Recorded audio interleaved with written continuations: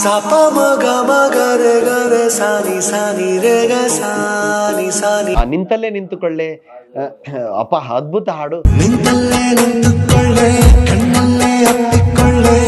ಲಕ್ಷ್ಮಿ ಅಂತ ಒಂದು ಹುಡುಗಿ, ಅವಳಿಗೆ ಆಸಿಡ್ ಬಿದ್ದ ಒಂದು ಘಟನೆ ಯಾವುದೋ ಒಬ್ಬ ಹುಡುಗ ಹೋಗಿ ಆ ಡೈರೆಕ್ಟರ್ ಗಮನಕ್ಕೆ ತಂದಿದ್ದಾನೆ. ಅವರು ಅದನ್ನ ಟೋಟಲ್ ಸ್ಕ್ರೀನ್ ಪ್ಲೇ ಮಾಡಿ ಅದನ್ನ ಆ ಸಿನಿಮಾ ಮಾಡಿರ್ತಾರೆ. ಸುದೀಪ್ ಸರ್ ಬಂದು ನೋಡ್ತಾರೆ. ಬಂದು ನೋಡಿದಾಗ ನನ್ಗೊಂದ್ ಮಾತು ಹೇಳ್ತಾರೆ, ರೇಣುಕಾಂಬದಲ್ಲಿ ನಿರಂಜನ್ ಎಲ್ಲರೂ ಹೀರೋ ಅಂದಾಗ ನಾವು ಚೆನ್ನಾಗಿ ಕಾಣಿಸ್ಬೇಕು, ನಾವು ತುಂಬಾ ಗ್ಲಾಮರ್ ಆಗಿ ಇರ್ಬೇಕು ಅಂತ ಮಾಡ್ತೇನೆ. ನೀನು ಡಿ ಗ್ಲಾಮರ್ ಆಗಿ ಮಾಡಿದ್ಯಲ್ಲ, ನನ್ಗೆ ತುಂಬಾ ಇಷ್ಟ ಆಯ್ತು.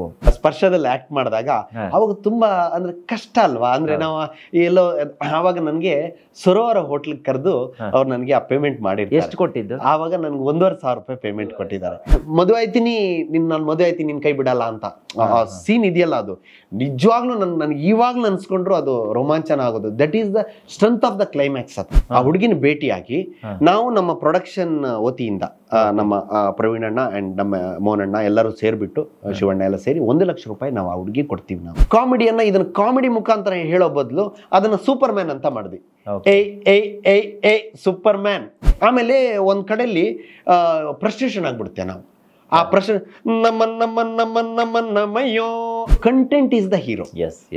ಆ ಕಂಟೆಂಟಿಗೆ ತಕ್ಕಾಗಿ ನಾವು ಪಾತ್ರಗಳನ್ನ ಹಾಕ್ಬೇಕೆ ಹೊರತು ನನ್ಗೆ ಬೇರೆ ಥಾಟ್ ಇಲ್ಲ. ಅವ್ಳು ಜೈಲಲ್ಲಿ ಇರ್ತಾಳೆ, ಇವನ್ ಹೊರಗಡೆ ಇರ್ತಾನೆ, ನೀನ್ ಬಂದ್ಮೇಲೆ ಎಷ್ಟು ವರ್ಷ ಬೇಕಾದ್ರೆ ಕಾಯ್ತೀನಿ, ಬಾವ ಬಂದ ಅಂತ ಮಾಡ್ಲಿಲ್ವಾ? ಸೊ ಆ ತರ ಏನ್ ಸಿಚುವೇಶನ್ ಆ ತರ ಬೇರೆ ಬೇರೆ ರೀತಿ ಕನೆಕ್ಟಿವಿಟಿಯಲ್ಲಿ ನಾವು ಹಾಡ್ ಮಾಡಿದ್ವಿ. ಇದು ನಿಜವಾಗ್ಲೂ is credit goes to Manohar sir. ನಾನು ಇಷ್ಟು ಜರ್ನಿಯಲ್ಲಿ ನಾನು 8 ಪಿಕ್ಚರ್ ಮಾಡಿದೆ ಅಂತ ಹೇಳ್ತೀನಿ. ನನ್ನ ಬಂದ ಅವಕಾಶಗಳಿಗೆ ನಾನು 15 ಪಿಕ್ಚರ್ ಮಾಡ್ಬೇಕಾಗಿತ್ತು ಅಥವಾ 20 ಮಾಡ್ಬೇಕಾಗಿತ್ತು. ಎಷ್ಟು ಅವಕಾಶಗಳು ಬಂದು ಅಡ್ವಾನ್ಸ್ ಆಗಿ ಇದಾಗಿ ವಂಚಿತ ಆಗಿದೆ. ಅದನ್ನ ಸೀರಿಯಸ್ ಆಗಿ ತಗೊಂಡಿಲ್ಲ. ಇದು ಪಾರ್ಟ್ ಆಫ್ ದ ಲೈಫ್ ಅನ್ಕೊಂಡು. ಪ್ರಿಯ ವೀಕ್ಷಕರೇ ನಮಸ್ಕಾರ. ಕಾರ್ಯಕ್ರಮವನ್ನು ನೋಡಿ ಸುಮ್ಮನಾಗಬೇಡಿ, ನಮ್ಮ ವಾಹಿನಿಯನ್ನ ಸಬ್ಸ್ಕ್ರೈಬ್ ಮಾಡ್ಕೊಳ್ಳಿ. ಕೇಸ್ ನಂಬರ್ 18/9 ನಿಮ್ಗೆ ಜಾಲಿ ಡೇಸ್ ಆದ್ಮೇಲೆ ಸಿಕ್ಕಿದ, ಅದ್ರ ಮಧ್ಯೆ ಬೇರೆ ಯಾವ್ದಾದ್ರು ಸಿನಿಮಾ ಸಿಕ್ಕತ್ತಾ? ಕೇಸ್ ನಂಬರ್ ನನಗೆ ಜಾಲಿ ಡೇಸ್ ಆದ್ಮೇಲೆ ಸಿಕ್ಕಿದ ಸಿನಿಮಾ. ಇದರಲ್ಲಿ ಒಬ್ಬ ಅಂದ್ರೆ ನಾನು ಅನ್ಕೊಳ್ಳೋ ಜಾಲಿ ಡೇಸ್ಗಿಂತ ಜಾಸ್ತಿ ಹೈಪ್ ಇದರಲ್ಲಿ ಕ್ರಿಯೇಟ್ ಆಗುತ್ತೆ. ಎರಡು ಕಾರಣ ಇದೆ. ಒಂದು, ಅರ್ಜುನ್ ಜನ್ಯ ಅವರ 25ನೇ ಸಿನಿಮಾ. ಹೌದು, ನಿಮ್ ಭಾಗ್ಯ ನೋಡಿ, ಅರ್ಜುನ್ ಜನ್ಯ ಅವರ 25ನೇ ಸಿನಿಮಾ ನಿಮಗ್ ಸಿಕ್ಕುತ್ತೆ. ಈ ಆಡಿಯೋ ರಿಲೀಸ್ ಆಗೋ ಟೈಮಲ್ಲಿ ಸುದೀಪ್ ಅವರು ಬೈಟ್ ಕೊಡ್ತಾರೆ, ದುನಿಯಾ ವಿಜಯ್ ಅವರು ಬೈಟ್ ಕೊಡ್ತಾರೆ, ಎಲ್ಲರೂ ಇದ್ರ ಬಗ್ಗೆ ಮಾತಾಡ್ತಾರೆ. ನನಗೆ ಆ ಸಂದರ್ಭದಲ್ಲಿ ನಾನು ಕೂಡ ಈ ಸಿನಿಮಾಗಳ ಬಗ್ಗೆ ಎಲ್ಲ ತಿಳ್ಕೊತಾ ಇದ್ದಂಥ ಸಂದರ್ಭ ಆ ಕಾಲಘಟ್ಟ. ಯಾಕಂದ್ರೆ ನಾವು ನಿಮ್ಗಿಂತ ತುಂಬ ಚಿಕ್ಕವರು. ಸೊ ಆ ಸಂದರ್ಭದಲ್ಲಿ ಒಂದು ದೊಡ್ಡ ಮಟ್ಟಿನ ಹೈಪ್ ಕೂಡ ಕ್ರಿಯೇಟ್ ಆಗಿತ್ತು. ಸರ್, ಈ ಸಿನಿಮಾ ಹೆಂಗೆ ಸೆಟ್ ಇರುತ್ತೆ ಅಂತ ಇದ್ರ ಬಗ್ಗೆ ನಮಗೆ ಕತೆಗಳು ಬೇಕು. ಈ ಸ್ಟೋರಿ ತುಂಬ ಜನ ಬಹುಶಃ ಮೆಸೇಜ್ ಮಾಡಬಹುದು ಅಂತ ನಾನು ಅನ್ಕೊಂತೀನಿ. ಸೊ ಇದ್ರ ಮೇಕಿಂಗ್ ಸ್ಟೋರೀಸ್ ಹೆಂಗಿತ್ತು ಸರ್? ಯಾಕಂದ್ರೆ ಅಲ್ಲಿ ಅರ್ಜುನ್ ಜನ್ಯ ಅವರೇ 25ನೇ ಸಿನಿಮಾ, ಈಗ ನೀವು 31 ಡೇಸ್ ಅಂತ ಸಿನಿಮಾ ಮಾಡ್ತಿದ್ರೆ 150ನೇ ಚಿತ್ರ. ಏನೋ ಒಂದು ಸಿಂಕ್ ಇರಬೇಕು ಸರ್ ನಿಮಗೆ. ಅಂದ್ರೆ ಎಲ್ಲ ಸ್ಪೆಷಲ್ ಆಗಿ ಸಿಗ್ತಾ ಇದೆ. ಬಹುಶಃ ಈ ಸಿನಿಮಾದಲ್ಲೂ ಸಿಗ್ಬಹುದು ಅಂತ ನಾನು ಅಂದ್ಕೊಂತೀನಿ. ಸೊ ಈಗ ಕೇಸ್ ನಂಬರ್ 18/9 ಈ ಹೆಸರೇ ಒಂಥರ ಡಿಫ್ರೆಂಟ್ ಆಗಿದೆ. ಅದು ರಿಯಲ್ ಸ್ಟೋರಿ ಆಗಿತ್ತಾ ಅಥವಾ ಅದು ಏನು? ನಮ್ಗೆಲ್ಲ ಶಾಕ್ ಆಗಿತ್ತು. ಇದು ಏನಪ್ಪ ಇದು ಕೇಸ್ ನಂಬರ್, ಎಲ್ಲ ಪೊಲೀಸ್ ಸ್ಟೇಷನ್ ನೋಡ್ತೀವಿ, ಇವ್ರು ನೋಡಿದ್ರೆ ಸಿನಿಮಾಗೆ ಹಿಂಗೆ ಇಟ್ಬಿಟ್ಟಿದ್ದಾರೆ. ಅಂದ್ರೆ ಅಲ್ಲಿವರೆಗೂ ಡಿಫ್ರೆಂಟ್ ಅನ್ಕೊಂತಾ ಇದ್ರು, ಇದು ವೆರಿ ಡಿಫ್ರೆಂಟ್ ಆಗೋಯ್ತು ಈ ಟೈಟಲ್. ಸೊ ಅದ್ರ ಬಗ್ಗೆ ಏನ್ ಹೇಳ್ಬಹುದಾ ನೀವು ಅಂತ? ಆಕ್ಚುಲಿ ಅರ್ಜುನ್ ಜನ್ಯ ಅವರು ಕೂಡ ವಿಮನ್ ಅವ್ರ ಶಿಷ್ಯ ಅವರೇ. ಹೌದು. ಸೊ ಅವಾಗ ಪಾಪ ಪಾಂಡು ಅದಕ್ಕೆಲ್ಲ ಅವ್ರ ಜೊತೆಲಿ ಇರೋರು ಸೀರಿಯಲ್ ಆ ಟೈಮ್ ಅಲ್ಲಿ. ಸೊ ಹಾಗಾಗಿ ನನ್ಗೆ ಅರ್ಜುನ್ ಅವರು ಆತ್ಮೀಯತೆ ಇತ್ತು. ಸೊ ಅರ್ಜುನ್ ಅವರು ಅವಾಗ ಅಪ್ಕಮಿಂಗ್ ಆಗ್ತಾ ಇದ್ರು. ಸೊ ಇದನ್ನ ಮಹೇಶ್ ರಾವ್ ಅವರು ಡೈರೆಕ್ಟರ್. ಮಹೇಶ್ ರಾವ್ ನನ್ಗೆ ಹೇಗೆ ಪರಿಚಯ ಆಗ್ತಾರೆ ಅಂದ್ರೆ, ನನ್ನ ಚಿತ್ರಕಲಾ ಪರಿಷತ್ತಲ್ಲಿ ನನ್ನ ಸೀನಿಯರ್ ವಿಷ್ಣು ಅಂತ ಒಬ್ರು ಇದ್ದಾರೆ. ಅವ್ರ ಮುಖಾಂತರ ಮಹೇಶ್ ರಾವ್ ಪರಿಚಯ ಆಗ್ತಾರೆ. ಅವರು ನನ್ನ ಜಾಲಿ ಡೇಸ್ ಟೈಸನ್ ಅವ್ರಿಗೆ ಇಷ್ಟ ಆಗಿರುತ್ತೆ, ಮಹೇಶ್ ರಾವ್ ಅವ್ರಿಗೆ. ಸೊ ಆ ಹುಡುಗನ್ ನಾನು ಮೀಟ್ ಆಗ್ಬೇಕು, ಭೇಟಿ ಆಗ್ಬೇಕು ಅಂತ ಹೇಳಿದಾಗ ನಾವು ಅಲ್ಲಿ ಸಂಧಿಸ್ತೀವಿ, ಭೇಟಿ ಆಗ್ತೀವಿ. ಭೇಟಿಯಾಗಿ ಅವರೊಂದು ಕತೆ ಹೇಳ್ತಾರೆ ನನ್ಗೆ. ಆವಾಗ ಅದೇ ಕತೆನ ನಾನು ಜಾಲಿ ಡೇಸ್ ಪ್ರೊಡ್ಯೂಸರ್ಗೆ ಒಮ್ಮೆ ಕರ್ಕೊಂಡೋಗಿ ರೀಡಿಂಗ್ ಕೊಡಿಸ್ತೀನಿ. ಅದು ಕಾಲಘಟ್ಟದಲ್ಲಿ ಅದು ಅಷ್ಟು ನಮ್ಗೆ ಮ್ಯಾಚ್ ಆಗಿಲ್ಲ. ಅವ್ರು ಇನ್ನೊಂದು ಪ್ರೊಡಕ್ಷನ್ಗೆ ಅದು ಆಗ್ಲಿಲ್ಲ. ಸೊ ಆ 1.5 ವರ್ಷ ಗ್ಯಾಪ್ ಅಲ್ಲಿ ನಮ್ಮ ಊರಿನವರೇ ಆದ ನಮ್ಮ ಪ್ರವೀಣ್ ಶೆಟ್ರು, ರಕ್ಷಣಾ ವೇದಿಕೆ ಪ್ರವೀಣ್ ಶೆಟ್ರು, ಶಿವಾನಂದ್ ಶೆಟ್ರು, ನಮ್ಮ ಮೋಹನಣ್ಣ ವಿ.ಕೆ. ಮೋಹನ್ ಅವರು, ಆಮೇಲೆ ಕಾಂತಿ ಶೆಟ್ಟಿ ಅವರು, ಇವರು 4 ಜನ ಸೇರಿ ಈ ಸಿನಿಮಾನ ಮಾಡ್ತಾರೆ. ಈ ಸಿನಿಮಾ ನನ್ಗೆ ನನ್ನ ಸ್ನೇಹಿತರೊಬ್ರು ಆನಂದ್ ಮೂರ್ತಿ ಅಂತ ತಮಿಳ್ನಾಡು ಅವರು, ಅವರು ಬಾಲಾ ಅವರ ಅಸೋಸಿಯೇಟ್, ತಮಿಳಿನ ದೊಡ್ಡ ಡೈರೆಕ್ಟರ್ ಬಾಲಾ ಅಂತ ಇದ್ದಾರೆ, ಅವರ ಅಸೋಸಿಯೇಟ್. ಅವರು ನಿರಂಜನ್ ಈ ಸಬ್ಜೆಕ್ಟ್ ಮಾಡು ತುಂಬಾ ಬ್ಯೂಟಿಫುಲ್ ಆಗಿದೆ ಕಂಟೆಂಟು ಅಂತ. ಸೊ ನೋಡಿದಾಗ ನನ್ಗೆ ಅಷ್ಟು ಇಷ್ಟ ಆಗುತ್ತೆ. ಸೊ ಕಡೆಗೆ ನೋಡಿದ್ರೆ ಈ ಕಂಟೆಂಟೇ ಬಂದು JP ನಗರದ್ದು, ಬ್ಯಾಂಗ್ಳೂರ್ ಕಂಟೆಂಟ್. ಸೊ ಲಕ್ಷ್ಮಿ ಅಂತ ಒಂದು ಹುಡುಗಿ, ಸೊ ಅವಳಿಗೆ ಆಸಿಡ್ ಬಿದ್ದ ಒಂದು ಘಟನೆ ಯಾವುದೋ ಒಬ್ಬ ಹುಡುಗ ಹೋಗಿ ಆ ಡೈರೆಕ್ಟರ್ ಗಮನಕ್ಕೆ ತಂದಿದ್ದಾನೆ. ಅವರು ಅದನ್ನ ಟೋಟಲ್ ಸ್ಕ್ರೀನ್ ಪ್ಲೇ ಮಾಡಿ ಅದನ್ನ ಆ ಸಿನಿಮಾ ಮಾಡಿರ್ತಾರೆ. ಸೊ ಬೆಂಗಳೂರು ಕಂಟೆಂಟ್ ಅಂತ ಗೊತ್ತಾದ್ಮೇಲೆ ನಾನು ಆ ಹುಡುಗಿನ ಹೋಗಿ ಭೇಟಿ ಆಗ್ತೀನಿ. ಆ ಹುಡುಗಿನ ಭೇಟಿಯಾಗಿ ನಾವು ನಮ್ಮ ಪ್ರೊಡಕ್ಷನ್ ವತಿಯಿಂದ ನಮ್ಮ ಪ್ರವೀಣ್ ಅಣ್ಣ ಅಂಡ್ ನಮ್ಮ ಮೋಹನಣ್ಣ ಎಲ್ಲರೂ ಸೇರ್ಬಿಟ್ಟು, ಶಿವಣ್ಣ ಎಲ್ಲ ಸೇರಿ 1 ಲಕ್ಷ ರೂಪಾಯಿ ನಾವು ಆ ಹುಡುಗಿ ಕೊಡ್ತೀವಿ ನಾವು. ಸೊ ಅಂದ್ರೆ ನಾವು ಅವ್ರ ಹತ್ರ ಅದ್ ವಿಷಯ ಎಲ್ಲ ತಿಳ್ಕೊಂಡು ಒಂದು ಬರೀ ಯಾರ ಹತ್ರ ಇಂಥ ಒಂದು ವಿಚಾರನ ತಿಳ್ಕೊಂಬರುವಂತ ವಿಚಾರ ಅಲ್ಲ ಇದು. ತಿಳ್ಕೊಂಡು ಬಂದು ಅವ್ರಿಗೆ ನಮ್ಮ ಕಡೆಯಿಂದ ಏನಾದ್ರು ಹೆಲ್ಪ್ ಆಗ್ಬೇಕು ಅಂತ ನಾವು ಆ ಕಾಲಕ್ಕೆ ನಾವು 1 ಲಕ್ಷ ರೂಪಾಯಿ ನಾವು ಸಪೋರ್ಟ್. ರಿಯಲ್ ಸ್ಟೋರಿನ ಸ್ವಲ್ಪ ಸಿನಿಮ್ಯಾಟಿಕ್ ಆಗಿ ಮಾಡಿದ್ದು. ಸೊ ಈ ಸಿನಿಮಾ ಸುದೀಪ್ ಸರ್ ಬಂದು ನೋಡ್ತಾರೆ. ಬಂದು ನೋಡಿದಾಗ ನನ್ಗೊಂದ್ ಮಾತು ಹೇಳ್ತಾರೆ ರೇಣುಕಾಂಬದಲ್ಲಿ, ನಿರಂಜನ್ ಎಲ್ಲರೂ ಹೀರೋ ಅಂದಾಗ ನಾವು ಚೆನ್ನಾಗಿ ಕಾಣಿಸ್ಬೇಕು, ನಾವು ತುಂಬಾ ಗ್ಲಾಮರ್ ಆಗಿ ಇರ್ಬೇಕು ಅಂತ ಮಾಡ್ತೇನೆ. ನೀನು ಡಿಗ್ಲಾಮರ್ ಆಗಿ ಮಾಡಿದ್ಯಲ್ಲ, ನನ್ಗೆ ತುಂಬಾ ಇಷ್ಟ ಆಯ್ತು ನಿನ್ನ ಥಾಟ್ ಅಂತ ನನ್ನ ಅಪ್ರಿಸಿಯೇಷನ್. ಅವ್ರ ಆಡಿಯೋ ಬೈಟ್ ಬೇಕಾದ್ರೆ ನೀವು ಇನ್ನೊಮ್ಮೆ ಓಪನ್ ಮಾಡಿ ನೋಡಿ, ಯೂಟ್ಯೂಬಲ್ಲಿ ಇದೆ ಅದು. ಆಡಿಯೋ ಬೈಟ್ ಕೊಡುವಾಗ ನಮ್ಮ ಸಿನಿಮಾ ಅಂತ ಹೇಳ್ತಾರೆ. ನಂಗೆ ಒಂದ್ಸಲ ಶಾಕ್ ಆಯ್ತು, ಇವರೇನು ಪ್ರೊಡ್ಯೂಸ್ ಮಾಡಿದಾರಾ ಅಂತ ನಾನು ಅನ್ಕೊಂಡಿದ್ದೆ. ಆಮೇಲೆ ನೋಡಿದ್ರಲ್ಲ, ನಮ್ಮ ಸಿನಿಮಾ ಕೇಸ್ ಬಾರ್ ಅಂತ ಮಾತಾಡ್ತಾರೆ ಅವರು. ಅಂದ್ರೆ ನಮ್ಮ ಸಿನಿಮಾ ಅಂತ ಹೇಳಬೇಕು ಅಂದ್ರೆ ಅದು ಎಷ್ಟರ ಮಟ್ಟಿಗೆ ಅವ್ರು ಇನ್ವಾಲ್ವ್ ಆಗಿ ನೋಡಿರ್ಬಹುದು ಅನ್ನೋದನ್ನು ನಾನು ಈಗ ನೀವು ಹೇಳಬೇಕಾದ್ರೆ ಯೋಚನೆ ಮಾಡ್ತಾ ಇದ್ದೀನಿ. ಆಮೇಲೆ ಇನ್ನೊಂದು ನೋಡಿದೆ ನಾನು, ಸುದೀಪ್ ಸರ್ ನಿಮ್ಗೇನೋ 1200 ರೂಪಾಯೋ 1500 ರೂಪಾಯೋ ಕೊಟ್ಟಿದ್ರು ಕರೆದು ಅಂತ ಏನೋ ಒಂದು ಕೇಳಿದ್ದೆ, ಹೌದಾ? ಅದು ನಿಮ್ಗೇನಾದ್ರು ಪೇಮೆಂಟ್ ಕೊಟ್ಟಿದ್ರು? ಹೌದು, ನನಗೆ ಅದು ನನ್ನ ಪುಣ್ಯ. ಆರಂಭದ ದಿನಗಳಲ್ಲಿ ನನಗೆ ಅವರು ಸ್ಪರ್ಶದಲ್ಲಿ ಆಕ್ಟ್ ಮಾಡಿದಾಗ ಅವಾಗ ತುಂಬಾ ಅಂದ್ರೆ ಕಷ್ಟ ಅಲ್ವಾ, ಅಂದ್ರೆ ನಾವು ಎಲ್ಲೋ ಆವಾಗ ನನಗೆ ಸರೋವರ ಹೋಟ್ಲಿಗೆ ಕರೆದು ಅವ್ರು ನನಗೆ ಆ ಪೇಮೆಂಟ್ ಮಾಡಿರ್ತಾರೆ. ಎಷ್ಟು ಕೊಟ್ಟಿದ್ದು? ಆವಾಗ ನನ್ಗೆ 1500 ರೂಪಾಯಿ ಪೇಮೆಂಟ್. ಅದು ನನ್ ಮರೆಯಕ್ ಆಗದೆ ಇರೋ ಘಟನೆ. ಆಮೇಲೆ ಚಾಮುಂಡೇಶ್ವರಿ ಸ್ಟುಡಿಯೋದಲ್ಲಿ ಸ್ಪರ್ಶ ಡಬ್ಬಿಂಗ್ ಆಗ್ತಾನೆ. ನನ್ನ ಪಕ್ಕದಲ್ಲೇ ನನ್ನ ಕಾಲೇಜು ಚಿತ್ರಕಲಾ ಪರಿಷತ್ತು. ಇಲ್ಲ ನಂದು ಏನಂತಂದ್ರೆ ಸಮಯ ಸಿಕ್ಕದಾಗಲ್ಲ ಸಿನಿಮಾದವ್ರ ಜೊತೆ ಓಡಾಡೋ ಹುಚ್ಚು. ಅದು ಹೆಂಗೆ ಅಂದ್ರೆ ನಾನು ಕಾಲೇಜಿಗೆ ಹೋಗ್ತಾ ಇದ್ದೆ, ಕಾಲೇಜಿಗೆ ಹೋಗಿ 2 ಅವರ್ ಸಮಯ ಇದೆ ಅಂದ್ರೆ ಅದು ನನ್ನ ಅದೃಷ್ಟಕ್ಕೆ ಏನಾಯ್ತು, ನನ್ನ ಚಿತ್ರಕಲಾ ಪರಿಷತ್ತು ಹಾರ್ಟ್ ಆಫ್ ದ ಸಿಟಿಲಿ ಇರೋದ್ರಿಂದ ಈ ಕಡೆ ಹೋದ್ರೆ ಸಂಕೇತ್ ಸ್ಟುಡಿಯೋ, ಈ ಕಡೆ ಹೋದ್ರೆ ಆಕಾಶ್ ಸ್ಟುಡಿಯೋ, ಆ ಕಡೆ ಹೋದ್ರೆ ಚಾಮುಂಡೇಶ್ವರಿ ಸ್ಟುಡಿಯೋ, ಕರೆಕ್ಟ್ ಆಗಿ ಹೇಳ್ಬೇಕಂದ್ರೆ ವಾಕೇಬಲ್ ಡಿಸ್ಟೆನ್ಸ್ ಅಲ್ಲೇ ಇತ್ತು. ಆ ಕಾಲಕ್ಕೆಲ್ಲ ನಡ್ಕೊಂಡೇ ಓಡಾಡೋರು. ಸೊ ಆ ಡಿಸ್ಟೆನ್ಸ್ ಅಲ್ಲಿ ಇರೋದ್ರಿಂದ ನನ್ ಗಮನನೇ ಅದು. ಇಲ್ಲಿ 2 ಅವರ್ ಟೈಮ್ ಸಿಕ್ತು ಅಂದ್ರೆ ಟಕ್ಕ ಹೋಗ್ಬಿಡೋದು, ಇಲ್ಲಿ ಹೋಗಿ ಯಾರನ್ನ ಸಿಗ್ತಾರೆ, ಯಾರು ಮೀಟ್ ಆಗ್ತಾರೆ. ಈ ಇದರಿಂದಾಗಿ ನನಗೆ ಸಿನಿಮಾದ ಆಮೇಲೆ ನನಗೆ ತುಂಬಾ ಭಕ್ತಿ. ಅಂದ್ರೆ ಯಾರಾದ್ರೂ ಏನಾದ್ರೂ ಒಂಚೂರು ಅಂದ್ರು ನೋವು ಅಂದ್ರು ಅದು ನೋವಾಗಿ ತಗೊಳ್ತಾ ಇಲ್ಲ ಇತ್ತು. ನಾನು ಅದನ್ನ ಪಾಠ ತರ ತಿಳ್ಕೊತಾ ಇದ್ದೆ. ಅದನ್ನ ನಾನೊಂದು ಎನರ್ಜಿ ಆಗಿ ತಗೊಂಡು ಹೋಗ್ತಾ ಇರೋದು. ಸಣ್ಣ ಸಣ್ಣ ವಿಚಾರಕ್ಕೆ ಕೋಪ ಮಾಡ್ಕೊಳ್ಳೋದು, ಸಣ್ಣ ಸಣ್ಣಕ್ಕೆ ಮುನ್ಸು ಮಾಡ್ಕೊಳ್ಳೋದು ಇದಿಲ್ಲ. ನನಗೆ ಸಿನಿಮಾದಲ್ಲಿ ಏನಾದ್ರು ಮಾಡ್ಬೇಕು, ಇಷ್ಟೇ ನನ್ನ ಥಾಟ್. ಸಿನಿಮಾದ ಬಿಟ್ಟು ನಂಗೆ ಬೇರೆ ಏನು ಥಾಟೇ ಇರ್ಲಿಲ್ಲ. ಸೊ ಆದ್ರಿಂದ ನನ್ಗೆ ಎಲ್ಲಾದ್ರೂ ಒಂದು 4 ಕಡೆ ಅವಮಾನ ಆಯ್ತು ಅಥವಾ ಇನ್ಸಲ್ಟ್ ಆಯ್ತು, ಇನ್ಸಲ್ಟ್ ನಾನು ಯಾವ್ದು ಗಮನಿಸ್ತಾನೆ ಇರ್ಲಿಲ್ಲ ಆಯ್ತು. ಅದು ನನ್ನ ಪಾರ್ಟ್ ಆಫ್ ದ ಲೈಫ್. ಅದು ಆ ತರದ ಅದು ನನ್ಗೆ ಪ್ಲಸ್ ಆಗ್ತಾ ಹೋಯ್ತು. ನಾನು ಚಾಮುಂಡೇಶ್ವರಿ ಸ್ಟುಡಿಯೋಗೆ ಹೋದಾಗ ಸುದೀಪ್ ಸರ್ ಕೂತಿದ್ರು. ಅವ್ರದ್ದು ಸ್ಪರ್ಶದಲ್ಲಿ ಒಂದೇ ಡೈಲಾಗ್, ಇದು ಓಕೆನಾ ಅಂತ, ಅಷ್ಟೇ, ಇಷ್ಟೇ ಡೈಲಾಗ್. ಸೊ ಸುದೀಪ್ ಸರ್ ಸ್ವಲ್ಪ ಹೊತ್ತು ಮುಂಚೆ ಬಂದಿದ್ರೆ ನಿನ್ ಡಬ್ಬಿಂಗ್ ನೀನೇ ಮಾಡ್ಬೋದಾಗಿತ್ತು ಅಂದ್ರು. ಓ ನನ್ಗೆ ಸಂಕಟ ಆಗೋಯ್ತು, ಡಬ್ಬ ಆಗೋಯ್ತಲ್ಲ, ಅದು ಇಷ್ಟೇ ಡೈಲಾಗ್, ಇದು ಓಕೆನಾ ಅಂತ. ಅದರಲ್ಲಿ ನಂದಕಿಶೋರ್ ಅಂತ ಅವನು ಕ್ಯಾಮರಾಮ್ಯಾನು, ನಾನು ಬಂದು ನಾನ್ cameraman, Nanda Kishore director, Sudeep sir model. So Sudeep sir model ಏನಂದ್ರೆ camera Venu sir cameraman.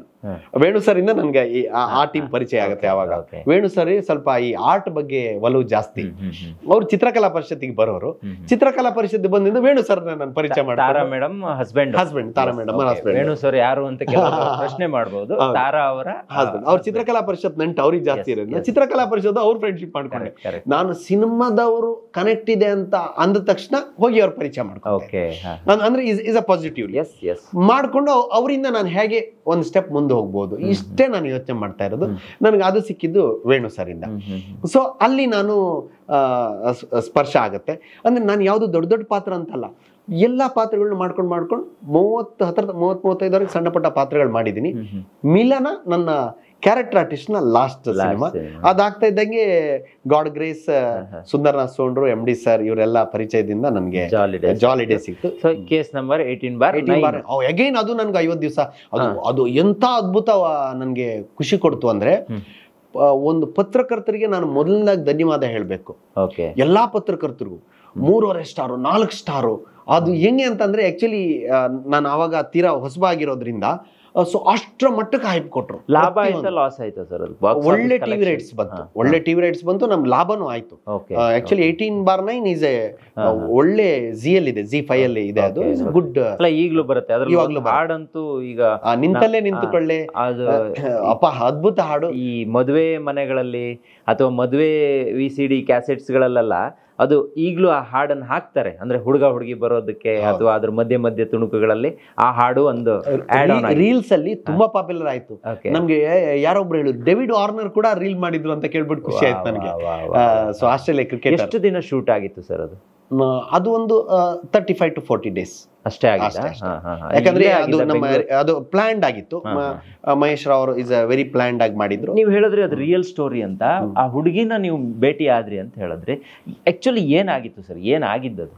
Actually ಒಬ್ಬ ಈಸ್ ಲವ್ ಕೇಸ್ ಅದು. ಅಂದ್ರೆ ಇಷ್ಟಪಟ್ಟಿಲ್ಲ ಅನ್ನೋ ಕಾರಣಕ್ಕೆ ಅವನ ಹಾಕಿರೋದು ಆಸಿಡ್ ಹಾಕಿರೋ. ಹೆಂಗಿರುತ್ತೆ ಸರ್ ಆಸಿಡ್ ಹಾಕುವಂತ ಆ ಪರಿಸ್ಥಿತಿ? ಅದಾದ ನಂತರ ಅವರ ಜೀವನ ಎಷ್ಟು ಕಷ್ಟ ಆಗಿದೆ ನಿಜವಾಗ್ಲೂ. ಅದು ನಮ್ಗಲ್ಲ, ನಮ್ಮ ವೈರಿಗಳಿಗೂ ಆಗ್ಬಾರ್ದು ಆ ಸಿಚುವೇಶನ್. ಬಹಳ ದುಃಖದ ವಿಚಾರ. ಆಕ್ಚುಲಿ ನನ್ನ ಲೈಫಲ್ಲಿ ನನ್ಗೆ ತುಂಬಾ ಇಷ್ಟವಾದ ಪಾತ್ರ, ಲಾಸ್ಟ್ಗೆ ಆ ಪಾತ್ರದಲ್ಲಿ ಅವಳು ಇನ್ಸ್ಪೆಕ್ಟರ್ಗೆ ಆಸಿಡ್ ಹಾಕ್ತಾಳೆ. ನಮ್ಮ ಸಿಂಧು ಲೋಕನಾಥ್ ಮಾಡಿದ್ದ ಪಾತ್ರನ. ಹಾಗೆ ನನಗೂ ಗೊತ್ತಿರಲ್ಲ ಅವಳಿಗೆ ಇದಾಗಿದೆ ಅಂತ. ಅವಳು ಮುಖ ಹಿಂಗೆ ಸರಿದಾಗ ನಾನು ಹಿಂಗೆ ಅದು ನೋಡ್ಬಿಟ್ಟು ನಾನು ಹೇಳ್ತೀನಿ, ಮದುವೆ ಆಯ್ತೀನಿ ನಾನು ಮದುವೆ ಆಯ್ತೀನಿ, ನಿನ್ ಕೈ ಬಿಡಲ್ಲ ಅಂತ. ಸೀನ್ ಇದೆಯಲ್ಲ, ಅದು ನಿಜವಾಗ್ಲೂ ನನ್ಗೆ ಇವಾಗ್ಲೂ ಅನ್ಸ್ಕೊಂಡ್ರು ಅದು ರೋಮಾಂಚನ ಆಗೋದು. That is the strength of the climax. ಅದು ಅಂದ್ರೆ ಅವಳಿಗೆ ಹೆಂಗೆ ಇರ್ಲಿ, ಪ್ರೀತಿ ಅನ್ನೋದು ಚಂದದ ಮೇಲೆ ನಿಲ್ಲಲ್ಲ, ಸಂಬಂಧಗಳ ಮೇಲೆ ನಿಲ್ಲುತ್ತೆ, ಕನೆಕ್ಟಿವಿಟಿ ಮೇಲೆ ನಿಲ್ಲುತ್ತೆ ಅನ್ನೋದು ಆ ಕ್ಲೈಮ್ಯಾಕ್ಸ್. ಅದು ನಿಜವಾಗ್ಲೂ ಆ ಸಿನಿಮಾ ಗೆಲ್ಲೋದಕ್ಕೂ ಆ ಕ್ಲೈಮ್ಯಾಕ್ಸೇ ಕಾರಣ. ಅವ್ರಿಬ್ರು ಅಂದ್ರೆ ಅವಳು ಜೈಲಲ್ಲಿ ಇರ್ತಾಳೆ, ಇವನು ಹೊರಗಡೆ ಇರ್ತಾನೆ. ನೀನ್ ಬಂದ್ಮೇಲೆ ಎಷ್ಟು ವರ್ಷ ಬೇಕಾದ್ರೆ ಕಾಯ್ತೀನಿ, ಲಕ್ಷ್ಮೀ ನಿಂಗೆ ಎಷ್ಟು ವರ್ಷ ಬೇಕಾದ್ರೆ ಕಾಯ್ತೀನಿ ಅಂತ ಅವನ ಹೇಳ್ಬಿಟ್ಟು ಮಾಡ್ತಾನಲ್ಲ, ಅದು ಆ ಸಿನಿಮಾದ ಶಕ್ತಿ. ಆ ಹುಡುಗಿ ಅವ್ರ ಆಮೇಲೆ ಮದುವೆ ಆಗ್ತಾರ ಹೆಂಗೆ? ಅದು ಅವ್ರು ಮದುವೆ ಆದ್ರು ಅಂತ ಕೇಳ್ಪಟ್ಟೆ. ಬಟ್ ಅಂದ್ರೆ ನಾನು ಅಂದ್ರೆ ಮದುವೆ ಆಗಿರೋ ಬಗ್ಗೆ ನನಗೆ ಮಾಹಿತಿ ಇದೆ. ನಾನು ಇತ್ತೀಚಿನ ದಿನಗಳಲ್ಲಿ ಅವ್ರನ್ನ ನಾನು ಭೇಟಿ. ಅಂದ್ರೆ ನೀವು ಅವ್ರನ್ನ ಭೇಟಿ ಆದಾಗ ಹೆಂಗಿತ್ತು ಸರ್? ಅವ್ರ ಪರಿಸ್ಥಿತಿ ಹೆಂಗಿತ್ತು? ಆಕ್ಚುಲಿ ಅವರು ಅದನ್ನ ಮರೆಯಕ್ ಪ್ರಯತ್ನ ಪಟ್ಟಿದ್ದಾರೆ, ಮರ್ತಿದ್ದಾರೆ. ಸೊ ನಾವು ಹೋಗೋ ಟೈಮಲ್ಲಿ ಅವ್ರು ಮರ್ತಿದ್ದಾರೆ. ಅಂದ್ರೆ ದುಃಖ ಇತ್ತು. ಈಗ ಏನಂತಂದ್ರೆ ಅದು ಒಬ್ಬರನ್ನ ಕಳ್ಕೊಂಡಾಗ, ಒಬ್ಬರಿಂದ ನೋವಾದಾಗ ಹೇಗ್ ದುಃಖ ಇರುತ್ತೋ ಹಾಗೆ ಇರುತ್ತೆ. ಆದ್ರೆ ಅದನ್ನ ಸರಿ ಮಾಡಕ್ ಅಷ್ಟು ಈಸಿ ಆಗೋದಿಲ್ಲ. ಯಾಕಂದ್ರೆ ಆ ನ್ಯಾಚುರಲ್ ಸೌಂದರ್ಯ, ಅದು ಆ ನ್ಯಾಚುರಲ್ ಫೋಟೋ ನೋಡುದು, ತುಂಬಾ ಮುದ್ದಾದ ಹುಡುಗಿ. ಸೊ ಅದು ಯಾರೂ ಮಾಡಬಾರ್ದು ಪ್ರಪಂಚದಲ್ಲಿ. ಅಂತವ್ರು ಆ ಮನಸ್ಥಿತಿ ಇರೋರಿಗೆ ಕೈ ಮುಗಿದು ಕೇಳ್ಕೊತೀವಿ. ಆಕ್ಚುಲಿ ಪ್ರಪಂಚ ತುಂಬಾ ವಿಶಾಲವಾಗಿದೆ. ನಮ್ಗೆ ನಮ್ದೇ ಅಂತ ಏನ್ ಬರ್ದಿರುತ್ತೆ ಅದು ನಮ್ಮನ್ ಬಿಟ್ಟು ಬೇರೆ ಯಾರಿಗೂ ಸಿಗೋದಿಲ್ಲ. ನಮ್ದು ಅಲ್ಲದೆ ಇರೋದು ನಾವು ಎಷ್ಟು ಪ್ರಯತ್ನ ಮಾಡೋದು ಸಿಗೋದಿಲ್ಲ. ಈ ಥಾಟನ್ನ ನಾವು ಮನಗೂಡಿಸ್ತಾ ಹೋಗ್ಬೇಕು. ನಮ್ಮ ವ್ಯಾಪ್ತಿ ಎಷ್ಟಿದೆ, ಪ್ರಾಪ್ತಿ ಎಷ್ಟಿದೆ, ತೃಪ್ತಿ ಎಷ್ಟಿದೆ. ಬನ್ನಂದೆ ಗೋಂಜಾತ್ ಅವ್ರು ಒಂದು ಮಾತು ಹೇಳ್ತಾರೆ, ಜಿಂಕೆ ಅದ್ರ ಕಾಲ್ ಕೆಳಗಡೆನೆ ಹುಲ್ಲಿದ್ರು ಅದ್ ಕಾಲ್ ಕಡೆ ಮೇಕಲ್ ಮುಂದ್ಗಡೆ ಮೆಂದ್ಕೊಂಡು ಹೋಗ್ತಾ ಇರುತ್ತೆ. ಅದು ನಿಂತ್ಕೊಂಡು ಮೇಯೋದೇ ಇಲ್ಲ, ಮೆಂದ್ಕೊಂಡು ಹೋಗ್ತಾ ಇರುತ್ತೆ ಹುಲ್ಲು. ಹೆಬ್ಬಾವು ಯಾವತ್ತೂ ಆಹಾರ ಹುಡ್ಕೋದಿಲ್ಲ.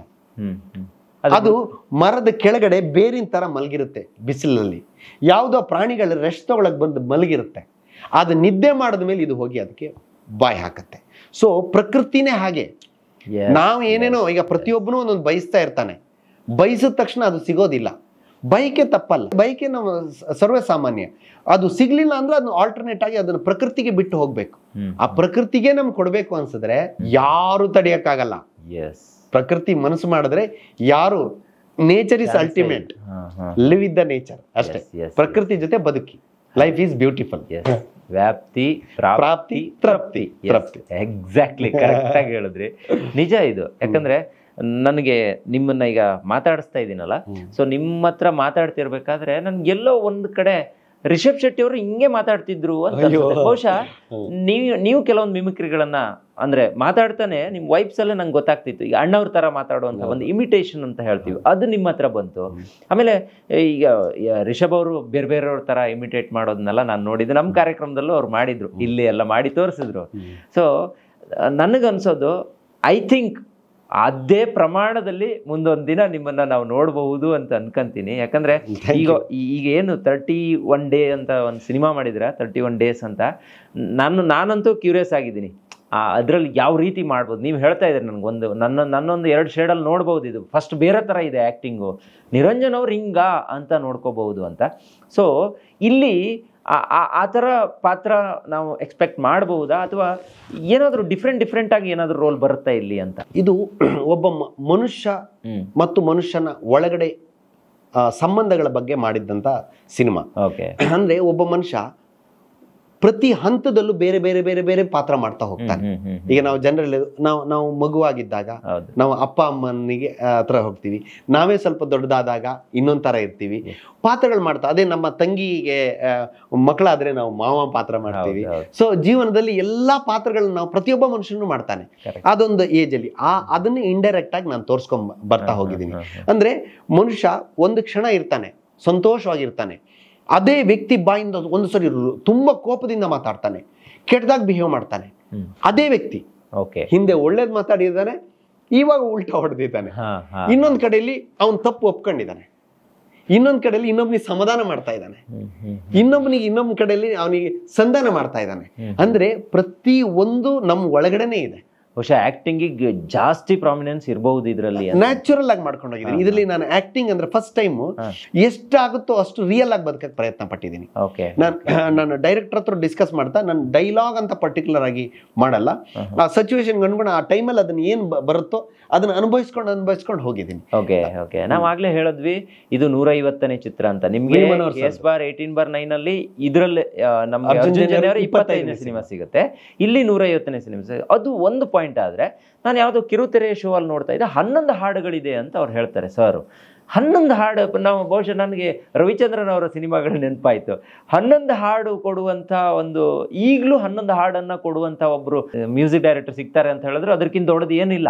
ಯಾಕಂದ್ರೆ ಈಗ 150ನೇ ಚಿತ್ರ ಅಂತ ಹೇಳಿದ್ರೆ ಅವರ ಅಷ್ಟು ಎಫರ್ಟನ್ನ ಇದರಲ್ಲಿ ಹಾಕಿರ್ಬಹುದು ಅಂತ ನನಗನ್ಸುತ್ತೆ. ಯಾಕಂದ್ರೆ ವಿ ಮನೋಹರ್ ಸರ್ ಅವರ ಅನೇಕ ಹಾಡುಗಳನ್ನ ನಾವು ಕೇಳಿಸ್ಕೊಂಡು ಬಂದಿದ್ದೀವಿ, ಕೇಳಿದೀವಿ ಕೂಡ.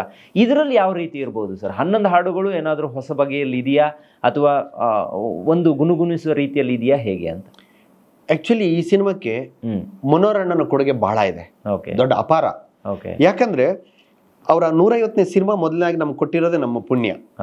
ಎರಡನೇದಾಗಿ ಈ ಏನ್ 11 ಹಾಡುಗಳಿದೆಯಲ್ಲ, ನಾವು ಶೂಟಿಂಗ್ ಮಾಡ್ಕೊಳ್ಳುವಾಗ 11 ಹಾಡು ಇರ್ಲಿಲ್ಲ.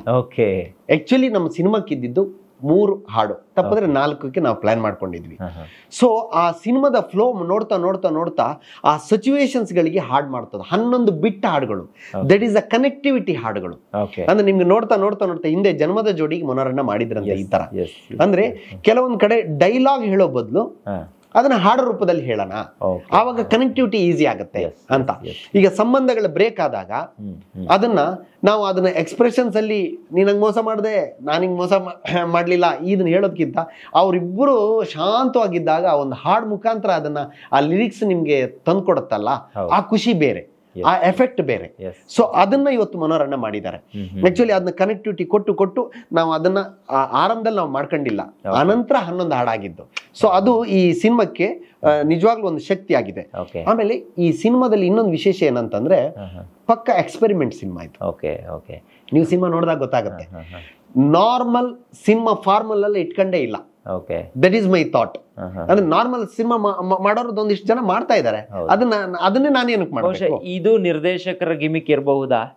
ಅಂದ್ರೆ ನಿರ್ದೇಶಕರು ಏನೋ ಭಿನ್ನವಾಗಿ ಇಲ್ಲೇನಾದ್ರೂ ಯೋಚನೆಯನ್ನ ಮಾಡಿರಬಹುದಾ? ಹೌದು, ಅಂದ್ರೆ ನಿರ್ದೇಶಕರು ನನ್ನ ಜೊತೆಲೆ ಹಿಂದೆ 2 ಸಿನಿಮಾಗೆ ಅಸೋಸಿಯೇಟ್ ಆಗಿ ಮಾಡಿರೋದ್ರಿಂದ ಇದ್ರಲ್ಲಿ ನಿರ್ದೇಶಕರು ನಾನು ಮನೋರಣ್ಣ ನಮ್ಮ ಟೀಮ್ ಹೋಲ್ ಟೀಮ್ ಕುತ್ಕೊಂಡು ಡಿಸ್ಕಸ್ ಮಾಡ್ಕೊಂಡು ಐಡಿಯಾ ಮಾಡ್ಕೊಂಡು ಹೋಗಿ ನಾವು ಆ 11 ಹಾಡುಗಳನ್ನ ಯಾವ ತರ ಪೋಣಿಸ್ಕೋಬೇಕು, ಯಾವ ತರ ಆಗ್ಬೇಕು, ಯಾವ ತರ ಅದು ಕನೆಕ್ಟಿವಿಟಿ ಆಗ್ಬೇಕು, ಅದನ್ನೆಲ್ಲ ಕಾಮಿಡಿ ಒಂದು ಸಿಚುವೇಶನ್ ಬರುತ್ತೆ. ಕಾಮಿಡಿಯನ್ನ ಇದನ್ನ ಕಾಮಿಡಿ ಮುಖಾಂತರ ಹೇಳೋ ಬದಲು ಅದನ್ನ ಸೂಪರ್ ಮ್ಯಾನ್ ಅಂತ ಮಾಡಿದ್ವಿ. ಏ ಸೂಪರ್ ಮ್ಯಾನ್ ಅಂತ ಮಾಡಿದ್ವಿ. ಆ ಹಾಡನ್ನ ಆ ತರ ತಗೊಂಡೋದ್ವಿ. ಆಮೇಲೆ ಒಂದ್ ಕಡೆಯಲ್ಲಿ ಫ್ರಸ್ಟ್ರೇಷನ್ ಆಗ್ಬಿಡುತ್ತೆ. ನಾವು ಆ ಪ್ರಶ್ನೆ ನಮ್ಮಯ್ಯೋ ಅಂತ ಅಂದ್ರೆ ಈ ತರ ಆದ್ರೆ ಅದನ್ನೆಲ್ಲವನ್ನ ಕನೆಕ್ಟಿವಿಟಿ ಆಗಿ ಮಾಡ್ಕೊಂಡು ಹೋದ್ವಿ. ಇಲ್ಲಿ ಇವರಿಗೆ ಭಾವ ಬಂದ ಅಂತ ಮಾಡ್ಲಿಲ್ವಾ? ಸೊ ಆ ತರ ಏನ್ ಸಿಚುವೇಶನ್ ಆ ತರ ಬೇರೆ ಬೇರೆ ರೀತಿ ಕನೆಕ್ಟಿವಿಟಿಯಲ್ಲಿ ನಾವು ಹಾಡ್ ಮಾಡಿದ್ವಿ. ಇದು ನಿಜವಾಗ್ಲೂ is credit goes to Manohar sir. Yes. ಈಗ ನಾವು ನಿಮ್ಮನ್ನ ನಟನಾಗಿ ನೋಡಿದ್ವಿ, ಪ್ರೊಡ್ಯೂಸರ್ ಆಗೂ ನೋಡ್ತಾ ಇದ್ದೀವಿ. ನಿಮ್ದೇನಾದ್ರೂ ನಿರ್ದೇಶನ ಬರ್ಬಹುದಾ ಅಂತ ನನಗೆ. ಈಗ ಯಾವ್ದಾದ್ರು ಪ್ಲಾನ್ ಮಾಡಿದ್ದೀರಾ? ಮುಂದಿನ ದಿನದಲ್ಲಿ ನಾವೇನಾದ್ರೂ ನಿರೀಕ್ಷೆ ಮಾಡಬಹುದಾ? ನಿರಂಜನ್ ಶೆಟ್ಟಿ ಅವರಿಂದ ಒಂದು ಒಳ್ಳೆಯ ಸಿನಿಮಾವನ್ನ ನಿರೀಕ್ಷೆ ಮಾಡೋಕೆ ಸಾಧ್ಯ ಇದೆ ನಿರ್ದೇಶನದಲ್ಲಿ? ಖಂಡಿತ ಇದೆ. ಆಕ್ಚುಲಿ ನಾನು ಆರಂಭದಲ್ಲಿ ಸುಂದರ್ನಾಥ್ ಸುವರ್ಣರು ನನಗೆ ಆಕ್ಟಿಂಗಿಗೆ ಒತ್ತು ಕೊಡ್ಲಿಲ್ಲ ಅಂದ್ರೆ ನಾನು ನಿರ್ದೇಶಕನೇ ಆಗ್ತಾ ಇದ್ದೆ. ಸೊ ನನಗೆ ಆವಾಗ್ಲೇ ನಾನು ಬರವಣಿಗೆ ಬಗ್ಗೆ ಆಸಕ್ತಿ ಇತ್ತು. ನಾನು ಸಾಕಷ್ಟು ಕಥೆಗಳನ್ನ ಬರ್ದಿದ್ದೀನಿ. ಸೊ ಆ ನಿಟ್ಟಲ್ಲಿ ನಾನು ಡೈರೆಕ್ಟರ್ ಆಗೋದೇ ನನ್ನ ಥಾಟ್ ಇದ್ದಿದ್ದು. ಸೊ ಇವಾಗ ನಾನು ಹೀರೋ ಆಗಿದ್ದೀನಿ. ಇವಾಗ ನನಗೆ 3 ಕಥೆಗಳು ಓಕೆ ಆಗಿದೆ. ಅದರಲ್ಲಿ ಒಂದು ಮಾತ್ರ ನನಗೆ ಸೂಟ್ ಆಗುತ್ತೆ. ನಾನು ಹೇಗಂತಂದ್ರೆ ಆ ಪಾತ್ರಕ್ಕೆ ನಾನು ಸೂಟ್ ಆದ್ರೆ ಮಾತ್ರ ಆಕ್ಟ್ ಮಾಡ್ಬೇಕು. ಅದಕ್ಕೆ ಇಲ್ಲಂದ್ರೆ ನಾನು ಅದನ್ನ ಬಲಾತ್ಕಾರವಾಗಿ ಅದನ್ನ ಮಾಡಕ್ ಹೋಗಲ್ಲ. 2 ಕತೆ ಒಂದು 18-20 ವರ್ಷದ ಹುಡುಗರ ಮೇಲೆ ಹೋಗುವಂತ ಕತೆ. ಸೊ ಅದನ್ನ ಎರಡನ್ನು ನನ್ಗೆ ಡೈರೆಕ್ಷನ್ ಮಾಡ್ಬೇಕು ಅಂತ ಆಸಕ್ತಿ ಇದೆ. ಇಲ್ಲ ಅಂದ್ರೆ ಬೇರೆ ಯಾರಿಗಾದ್ರೂ ನನ್ನ ಜೊತೆಲಿರೋರಿಗೆ ಡೈರೆಕ್ಷನ್ ಕೊಡ್ಬೇಕು ಅನ್ನೋ ಆಸಕ್ತಿನೂ ಇದೆ. ಸೊ ನಾನೇ ಪ್ರೊಡಕ್ಷನ್ ಸ್ಟಾರ್ಟ್ ಆಗಿದೆ. ಈ ಸಿನಿಮಾ ಗೆತ್ತು ಅಂದ್ರೆ, ಈ ಸಿನಿಮಾ ಸಕ್ಸಸ್ ಆಯ್ತು ಅಂದ್ರೆ ಇದನ್ನ ಇಲ್ಲಿಗೆ ನಾನು ಹಾಕೋದು ದುಡ್ಡು. ಸಿನಿಮಾ ಬಿಟ್ರೆ ನನ್ಗೆ ಬೇರೆ ಯಾವ್ದು ಆಸಕ್ತಿನೂ ಇಲ್ಲ, ಇಂಟ್ರೆಸ್ಟು ಇಲ್ಲ. ಸೊ ಆವಾಗ ಏನ್ ಮಾಡ್ತೀನಿ, ನನ್ನದೇ ಆದ ಸಣ್ಣ ಸಣ್ಣ ಅಂದ್ರೆ ಕಂಟೆಂಟ್ ಓರಿಯೆಂಟೆಡ್ ಸಿನಿಮಾ. ನಾನು ಯಾವಾಗ್ಲೂ ಮಲಯಾಳಂ ಸಿನಿಮಾ ಅದ್ರ ಬಗ್ಗೆ ಎಲ್ಲ ಜನರಲ್ ಆಗಿ ಮಾತಾಡ್ತೀನಿ. So content is the hero. ಆ ಕಂಟೆಂಟಿಗೆ ತಕ್ಕಾಗಿ ನಾವು ಪಾತ್ರಗಳನ್ನ ಹಾಕ್ಬೇಕೆ ಹೊರತು ನನ್ಗೆ ಬೇರೆ ಥಾಟ್ ಇಲ್ಲ. ಸೊ ಆದ್ರಿಂದ ಈ ತರ ಕಂಟೆಂಟ್ ಕಥೆಗಳನ್ನ ಸಾಕಷ್ಟು ಕೇಳಿ ಇಟ್ಕೊಂಡಿದ್ದೀನಿ, ರೆಡಿ ಮಾಡಿ ಇಟ್ಕೊಂಡಿದ್ದೀನಿ. ಈ ಸಿನಿಮಾದಲ್ಲಿ ನನಗೆ ಒಳ್ಳೆ ರೀತಿಯಲ್ಲಿ ಅನುಕೂಲ ಆದ್ರೆ ಮತ್ತೆ ನಾನು ಅದೇ ತರ ಕಂಟೆಂಟ್ ಓರಿಯೆಂಟೆಡ್ ಸಿನಿಮಾ ಮಾಡೋದ್ರ ಬಗ್ಗೆ ಆಸಕ್ತಿ ಇದೆ. ಎಸ್ ಸರ್, ಖಂಡಿತ. ನಾನು ಕೊನೆಯದಾಗಿ ನಿಮ್ಮ ಹತ್ರ ಇಷ್ಟೊತ್ತು ನಾನು ಗಂಟೆಗಟ್ಟಲೆ ಈಗ ನಿಮ್ಮ ಹತ್ರ ಮಾತಾಡಿದೆ ನಾನು. ಸೊ ಒಂದು ವಿಚಾರವನ್ನು ಕೇಳಬೇಕು ಅಂತ ಅನ್ಸುತ್ತೆ. ಇವತ್ತು ಯಂಗ್ಸ್ಟರ್ಸ್ ಅವರು ಸುಮಾರು ಜನ ಸಿನಿಮಾಗೆ ಬರಬೇಕು ಅಂತ ಬರ್ತಾರೆ. 1-2 ದಿನ ಎಫರ್ಟ್ ಹಾಕ್ತಾರೆ, ಆಗೋದಿಲ್ಲ, ಕಷ್ಟ ಆಗ್ತಿದೆ ಗುರು, ನಾನು ಬೇರೆ ಏನೋ ನೋಡ್ಕೊತೇನೆ ಅಂತ ಅವರ ಕನಸನ್ನು ಅರ್ಧಕ್ಕೆ ಡ್ರಾಪ್ ಮಾಡ್ಕೊಂಡು ಹೋಗ್ಬಿಡ್ತಾರೆ. ಸೊ ಕೆಲವೊಬ್ಬರು, ಈಗ ನಿನ್ನೆ ಅಷ್ಟೇ ನೋಡಿದೆ, ಯಾವುದೋ ಒಬ್ಬ ಕಿರುತೆರೆಯಲ್ಲಿ ಪಾಲ್ಗೊಂಡಿದ್ದ ಒಬ್ಬ ನಟ, ಅವನು ಸೂಸೈಡ್ ಮಾಡ್ಕೊಂಡ. ಸೊ ಇದನ್ನೆಲ್ಲ ನೋಡ್ತಿರ್ಬೇಕಾದ್ರೆ ನಿಮ್ಗೆ ಏನು ಅನ್ಸುತ್ತೆ ಸರ್? ಯಾಕೆ ಇದನ್ನು ಕೇಳ್ತಾ ಇದ್ದೀನಿ ಅಂದರೆ, ನಿಮ್ದು ಸುಮಾರು 20 ವರ್ಷಕ್ಕಿಂತ ಜಾಸ್ತಿ ಎಫರ್ಟ್ ಆಯಿತು ಇಲ್ಲಿ ಇಂಡಸ್ಟ್ರಿಯಲ್ಲಿ. 20 ವರ್ಷಕ್ಕಿಂತ ಅಧಿಕ ವರ್ಷಗಳು ಕಳೆದೇ ಹೋಯ್ತು. ಸೊ ಆದರೂ ಕೂಡ ಇವತ್ತಿಗೂ ನೀವು ಅದೇ ಒಂದು ಎನರ್ಜಿಯನ್ನು ಇಟ್ಕೊಂಡಿದ್ದೀರಾ, ಒಂದು ಹೊಸ ಭರವಸೆಗಳನ್ನು ಇಟ್ಕೊಂಡು ಪ್ರತಿದಿನ ಸಾಕ್ತಾ ಇದ್ದೀರಾ. ಕೇವಲ ಸಿನಿಮಾ ಅಷ್ಟೇ ಅಲ್ಲ, ಜೀವನದ ಬಗಲಿಗೆ ಬೇರೆ ಏನನ್ನೂ ಹೊಟ್ಟೆಪಾಡಿಗೋಸ್ಕರನೂ ಮಾಡಿಕೊಂಡು ಬದುಕೊಂಡು ಬಂದಿದ್ದೀರಾ. ಸೊ ನಿಮ್ಮಿಂದ ನಾವು ಒಂದು ಮಾತನ್ನು ತಗೊಂಡ್ರೆ ತುಂಬ ಚೆನ್ನಾಗಿರುತ್ತೆ ಅನ್ನೋ ದೃಷ್ಟಿಲಿ ಕೇಳ್ತಾ ಇದ್ದೀನಿ. ಯಂಗ್ಸ್ಟರ್ಸಿಗೆ ನೀವು ಏನು ಹೇಳೋಕೆ ಇಷ್ಟಪಡ್ತೀರಾ? ಸೋತವ್ರಿಗೆ ನೀವು ಏನು ಹೇಳೋಕೆ ಇಷ್ಟಪಡ್ತೀರಾ? ಗೆಲುವು ಎಲ್ಲಿದೆ ಅಂತ ನಮ್ಮ ಶೋ ಅಲ್ಲಿ ನೀವು ಹೇಳಬಹುದಾ ಅಂತ? ಸರ್, ಜೀವನನ ದೇವ್ರು ನಮ್ಗೆ ಎಷ್ಟು ಟೈಮ್ ಕೊಟ್ಟಿರ್ತಾನೋ ಒಂದು ಸಣ್ಣ ಮಟ್ಟಿಗೆ ಒಂದು ಟೈಮ್ ಟೇಬಲ್ ಮಾಡ್ಕೋಬೇಕು ಸರ್. ಓಕೆ. ಟೈಮ್ ಟೇಬಲ್ ಹೆಂಗಂದ್ರೆ, ಇದು ನಿನ್ನ ಆಸಕ್ತಿ, ಇದು ನಿನ್ನ ಕರ್ತವ್ಯ, ಇದು ನನ್ನ ಬದುಕು, ಇದನ್ನ ಪ್ಲಾನ್ ಮಾಡ್ಕೋಬೇಕು. ಈಗ ಆಸಕ್ತಿ ಮತ್ತು ಬದುಕು, ಕರ್ತವ್ಯ ಎಲ್ಲನ ನಾವು ಮಿಕ್ಸ್ ಮಾಡ್ಕೊಂಡಾಗ ಸಮಸ್ಯೆ ಖಂಡಿತ ಬರುತ್ತೆ. ನಮ್ಮ ಬದುಕಿಗೆ ಒಂದು ದಾರಿ ಮಾಡ್ಕೋಬೇಕು. ಇವಾಗ ಉಸಿರು ಹೇಗೋ, ಅವನು ಎಷ್ಟು ಶ್ರೀಮಂತ ಆದ್ರೂ ಉಸಿರಾಟ ಇರೋರಿಗೆ ಅವನು, ಎಷ್ಟು ಬಡವ ಆದ್ರೂ ಉಸಿರಾಟ ಇರೋರಿಗೆ ಅವನು. ನಮ್ಮ ಬದುಕಿಗೆ ಒಂದು ದಾರಿ ಮಾಡ್ಕೋಬೇಕು. ಯಾವ ವ್ಯಕ್ತಿಗೂ ಬದುಕೋದು ಕಷ್ಟ ಇಲ್ಲ ಸರ್. ಅದು ನಿಮ್ಗೆ ಸಣ್ಣದು ದೊಡ್ಡದು ಬೇರೆ ವಿಚಾರ. ಬದುಕು ಖಂಡಿತ ಪ್ರಕೃತಿ ಕೊಟ್ಟಿದೆ ಅವನಿಗೆ. ಅವನಿಗೆ ನಿಮ್ಗೆ ಯಾವ ಮಟ್ಟದಲ್ಲಾದ್ರೂ ಅವನಿಗೆ ಗಂಜಿ ಉಪ್ಪಿನಕಾಯೋ ಬಿರಿಯಾನಿನೋ ಅದು ಇನ್ನೊಂದು ವ್ಯವಸ್ಥೆ ಇದೆ. ಅದನ್ನ ನಿನ್ಗೆ ಖಂಡಿತವಾಗಿ ಸಿಗತ್ತೆ. ನೀನು ನಿನ್ನ ಬೇಸಿಕ್ ಅವಶ್ಯಕತೆ ಏನು ಅನ್ನೋದನ್ನ ಫಸ್ಟ್ ಅವನು ಕಂಡ್ಕೋಬೇಕು, ಅದನ್ನ ರೆಡಿ ಮಾಡ್ಕೋಬೇಕು ಅವನ ಬದುಕಿಗೆ. ನಂತರ ಆಸಕ್ತಿ ಏನು ಅಂತ. ಈಗ ನಾವು ಯಾವ್ದಾದ್ರೂ ಈ ತರ ದೊಡ್ಡ ವಿಚಾರಗಳಿಗೆ ಕೈ ಹಾಕಿದಾಗ ಸಿನಿಮಾ ಇರ್ಬೋದು, ಇನ್ಯಾವುದೋ ಸ್ಪೋರ್ಟ್ಸ್ ಇರ್ಬೋದು, ಇನ್ಯಾವುದೋ, ಇದು ನಮ್ಮ ಕೈಯಲ್ಲಿ ಇರೋದಿಲ್ಲ. ಎಷ್ಟೋ ಸಾರಿ ಬೇರೆಯವರೇ ನಮ್ಮನ್ನ ರೋಲ್ ಮಾಡ್ತಾ ಇರ್ತಾರೆ. ಅಂತ ಸಮಯದಲ್ಲಿ ನಮ್ಗೆ ನೋವಾಗದೇ ಜಾಸ್ತಿ, ಅದ್ರಲ್ಲೇನು ವಿಶೇಷ ಇಲ್ಲ, ನೋವಾಗದೇ ಜಾಸ್ತಿ. ಯಾಕಂದ್ರೆ ಇನ್ನೊಬ್ರು ನಮ್ಮನ್ನು ಕಂಟ್ರೋಲ್ ಮಾಡುವಾಗ ಅವರು ನಮ್ಮ ಪ್ರಕಾರ ನಡ್ಕೊಂಡು ಹೋಗೋದಿಲ್ಲ, ಅವ್ರ ಪ್ರಕಾರ ನಡ್ಕೊಂಡು ಹೋಗ್ತಾರೆ. ಅವ್ರು ಹೋಗೋ ರೂಟಲ್ಲಿ ಹೋಗಿ ಅಲ್ಲಿ ನೀನು ಓವರ್ಟೇಕ್ ಮಾಡಿ ನಿನ್ನ ಆಸೆನ ಅಥವಾ ನಿನ್ನ ಉದ್ದೇಶನ ಈಡೇರಿಸ್ಕೋಬೇಕು. ಅಂದ್ರೆ ಯಾರಿಗೂ ನೋವು ಆಗದೆ ಇರೋ ಹಾಗೆ, ಇನ್ನೊಬ್ರಿಗೆ ವಂಚನೆ ಮಾಡದೆ ಇರೋ ಹಾಗೆ. ನಾನು ಇಷ್ಟು ಜರ್ನಿಯಲ್ಲಿ ನಾನು 8 ಪಿಕ್ಚರ್ ಮಾಡಿದೆ ಅಂತ ಹೇಳ್ತೀನಿ. ನನ್ನ ಬಂದ ಅವಕಾಶಗಳಿಗೆ ನಾನು 15 ಪಿಕ್ಚರ್ ಮಾಡ್ಬೇಕಾಗಿತ್ತು ಅಥವಾ 20 ಮಾಡ್ಬೇಕಾಗಿತ್ತು. ಎಷ್ಟು ಅವಕಾಶಗಳು ಬಂದು ಅಡ್ವಾನ್ಸ್ ಆಗಿ ಇದಾಗಿ ವಂಚಿತ ಆಗಿದೆ. ಅದನ್ನ ಸೀರಿಯಸ್ ಆಗಿ ತಗೊಂಡಿಲ್ಲ. ಇದು ಪಾರ್ಟ್ ಆಫ್ ದ ಲೈಫ್ ಅನ್ಕೊಂಡ್ರಿ. ಸಾವೇ ಒಂದು ಕೊನೆ ಅಲ್ಲ, ಸಾವು ಕೊನೆ ಅಲ್ಲ. ಅದನ್ನ ಏನ್ ಮಾಡ್ಬೇಕು ನಾವು ಅವಾಯ್ಡ್, ಇದನ್ನ ಪ್ಲಾನ್ ಮಾಡ್ಕೋಬೇಕು. ನನ್ನ ಬದುಕಿಗೆ ಈ ತರ ಇಷ್ಟು ನಾನು ಸಂಪಾದನೆ ಮಾಡ್ಬೇಕಾದ್ರೆ 2 ಅವರ್ ಎಕ್ಸ್ಟ್ರಾ ವರ್ಕ್ ಮಾಡು. ಏನು ಇವತ್ತಿನ ದಿನಕ್ಕೆ ಬದುಕಕ್ಕೆ ಸಾಕಷ್ಟು ಅವಕಾಶ ಇದೆ. 2 ಅವರ್ ನೀನು ಎಷ್ಟು ವರ್ಕ್ ಮಾಡಿ ಒಂದು 500 ರೂಪಾಯಿ 1000 ರೂಪಾಯಿ ನೀನು ದುಡಿ ಎಕ್ಸ್ಟ್ರಾ, ನಿನ್ನ ಆಸೆ ಈಡೇರಿಸ್ಕೋ. ಇದನ್ನೇ ನಂಬ್ಕೊಂಡಿರ್ಬೇಡ. ಇದನ್ನ ಒಂದು ಪಾರ್ಟ್ ಆಗಿ ಬರಬಹುದು, ದುಡ್ಡು ಬರ್ದೇನೂ ಇರ್ಬೋದು. ಫೈನಲಿ ಮನುಷ್ಯನಿಗೆ ದುಡ್ಡಿನ ಸಮಸ್ಯೆ ಆದಾವಾಗ್ಲೇ ಎಲ್ಲದಕ್ಕೂ ಸಮಸ್ಯೆ ಆಗುತ್ತೆ. ಅದಕ್ಕೆ ಒಂದು ಸಣ್ಣದಾಗಿ ಕಂಡ್ಕೋಬೇಕು. ಆವಾಗ ನಮ್ಮ ಆಸೆ ಅನ್ನೋದು ಅದು ನಿರಂತರ, ಅದಕ್ಕೆ ಕೊನೆ ಇಲ್ಲ. ಅದು ಹೋಗ್ತಾ ಇದೆ, ಅದ್ರ ಮೇಲೆ ನಾವು ಹೋಗಿ ಅದನ್ನ ಯಶಸ್ ಮಾಡ್ಕೋಬೇಕು. ಎಸ್ ಖಂಡಿತ. ನಿಮ್ಗೆ ನಾವು ಹೇಗೆ ಧನ್ಯವಾದ ಹೇಳ್ಬೇಕು ಗೊತ್ತಿಲ್ಲ. ಬಹುಶಃ ಒಂದು 2 ಗಂಟೆ ಆಯ್ತು ಅಂತ ಅನ್ಕೊಂತೀನಿ. ಎಸ್ ಖಂಡಿತ. ನಾವು ಸುದೀರ್ಘವಾಗಿ ಮಾತಾಡುವಂತ ಪ್ರಯತ್ನವನ್ನ ಮಾಡಿದ್ವಿ.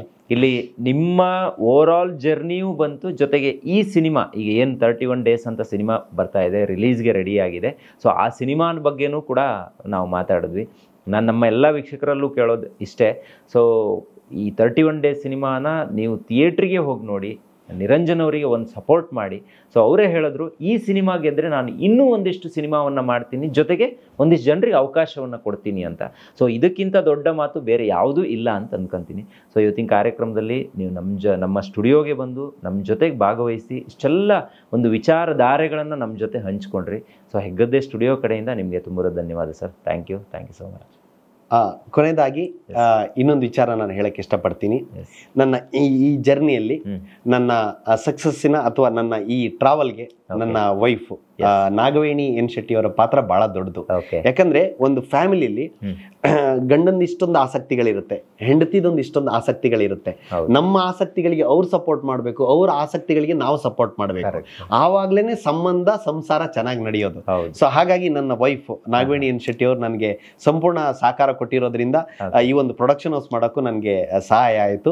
ಈ ಮಟ್ಟಕ್ಕೆ ತಂದು ನಿಲ್ಸೋದಕ್ಕೆ ನನಗೆ ಅನುಕೂಲ ಆಯಿತು. ಸರ್, ಇವತ್ತು ಮದುವೆ ಆಗ್ತಾರೆ, ನೆಕ್ಸ್ಟ್ ಡೇನೇ ಡಿವೋರ್ಸ್ ಆಗುತ್ತೆ. ಗಂಡ ಹೆಂಡತಿಯವ್ರು ಹೆಂಗಿರ್ಬೇಕು ಅನ್ನುವಂಥ ಪರಿಜ್ಞಾನವೇ ಇಲ್ಲದ ರೀತಿಯಲ್ಲಿ ನಾವು ವರ್ತನೆಯನ್ನು ಮಾಡ್ತಾ ಇದ್ದೀವಿ. ಸೊ ನೀವು ಮಾತಿನ ಮಧ್ಯೆ ನಿಮ್ಮ ವೈಫನ್ನು ಆವಾಗ ನೆನೆಸ್ಕೊತಾ ಇದ್ರಿ, ನಂಗೆ ಅದು ಗೊತ್ತಾಗ್ತಾ ಇತ್ತು. ಸೊ ನಿಮ್ಮ ಹತ್ರ ಕೇಳೋದು, ಗಂಡ ಹೆಂಡತಿಯವ್ರು ಹೆಂಗಿರ್ಬೇಕು, ಹೆಂಗಿದ್ರೇನೆ ಸಂಸಾರ ಸರ್? ಚೌಚೌ ಬಾತ್ ತರ ಇರ್ಬೇಕು ಸರ್. ಓಕೆ. ಅಂದ್ರೆ ಕೆಲವೊಂದು ದಿವಸ ನಾವು ಕೇಸರಿ ಬಾತ್ ಆಗಿರ್ತೀವಿ, ಅವ್ರು ಉಪ್ಪಿಟ್ಟಾಗಿರ್ತಾರೆ. ಓಕೆ. ಕೆಲವು ದಿವಸ ನಾವು ಉಪ್ಪಿಟ್ಟಾಗಿರ್ತೀವಿ, ಅವ್ರು ಕೇಸರಿ ಬಾತ್ ಆಗಿರ್ತಾರೆ. ಸೊ ಅಂದ್ರೆ ಎರಡು ಇಂಪಾರ್ಟೆಂಟ್ ಲೈಫಲ್ಲಿ. ಸಂಬಂಧಗಳಂದ್ಮೇಲೆ ಪ್ಲಸ್ ಇರುತ್ತೆ, ಮೈನಸ್ ಇರುತ್ತೆ. ಒಂದ್ ದಿವಸ ಅವ್ರು ಖಾರವಾಗಿರ್ತಾರೆ, ನಾವು ಸ್ವೀಟ್ ಆಗಿರ್ಬೇಕು. ಒಂದ್ ದಿವಸ ನಾವು ಆಗಿರ್ಬೇಕು, ಅವ್ರು ಸ್ವೀಟ್ ಆಗಿರ್ತಾರೆ. ಸೊ ಹಿಂಗಿದ್ದಾಗ ಅದು ಚೌಚೌ ಬಾತ್ ತರ ಇದ್ರೆ ಸಂಸಾರ ಚೆನ್ನಾಗಿರುತ್ತೆ. ಸಂಬಂಧಗಳನ್ನ ರೆಸ್ಪೆಕ್ಟ್ ಮಾಡ್ಬೇಕು. ಯಾಕಂದ್ರೆ ಅವ್ರದ್ದು ಕೆಲವು ಆಸೆಗಳಿರುತ್ತೆ, ಐಡಿಯಾಗಳಿರುತ್ತೆ, ಅದನ್ನು ನಾವು ರೆಸ್ಪೆಕ್ಟ್ ಮಾಡಬೇಕು.